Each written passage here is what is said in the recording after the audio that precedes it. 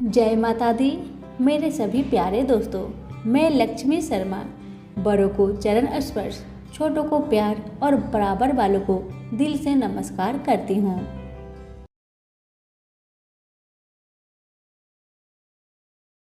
आज आप सुनेंगे भाद्रपद कृष्ण द्वादशी व्रत कथा। बछ बारस या गो उत्सव द्वादशी का व्रत भाद्रपद के कृष्ण पक्ष की द्वादशी के दिन महिलाएं रखती है। अपने पुत्र की मंगल कामना में यह व्रत रखा जाता है और पूजा की जाती है तथा बछ बारस की कहानी सुनी जाती है।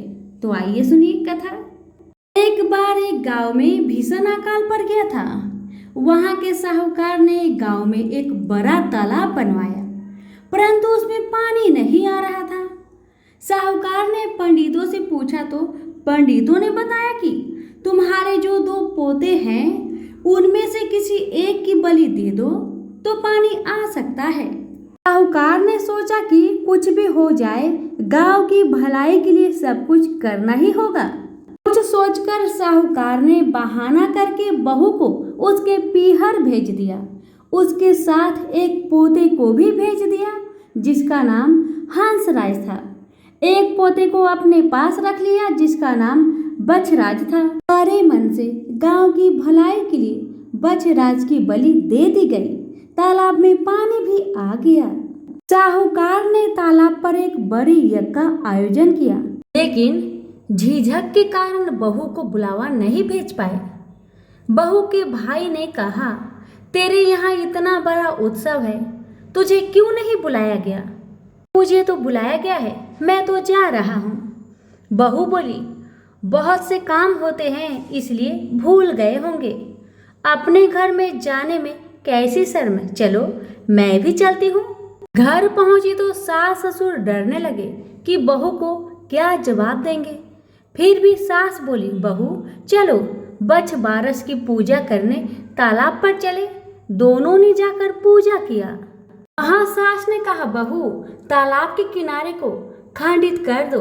बहू बोली, मेरे तो हंसराज और बछराज है, फिर मुझसे किनार खंडित करने के लिए क्यों कह रहे हो आप? सासू माँ बोली, जैसे मैंने कहा वैसा ही करो बहू।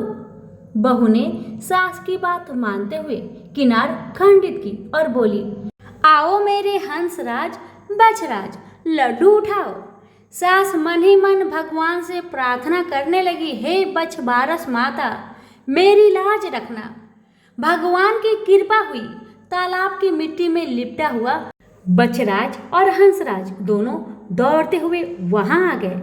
बहू पूछने लगी, सासू जी ये सब क्या है? सास ने बहू को सारी बात बताई और कहा, भगवान ने मेरा सत रखा है, आज भगवान की कृपा से सब कुशल मंगल है। हे बछ बारस माता, जैसे सास का सत रखा वैसे सबका रखना। खोटी की खरी अधूरी की पूरी। जय श्री कृष्णा। एक सास और बहू थी। सास को गाय चराने के लिए वन में जाना था। उसने अपनी बहू से कहा, बहू आज बछ बारस है तो मैं वन में जा रही हूँ, तुम गेहूं लाकर पका लेना और धान लाकर उछेर लेना। बहू काम में व्यस्त थी। उसने ध्यान से सुना नहीं कि सास ने क्या कहा। उसे लगा कि सास ने कहा है गेहूला और धानुला को पका लेना। गेहूला और धानुला उनके यहाँ गाय के 2 बछड़ों का नाम था।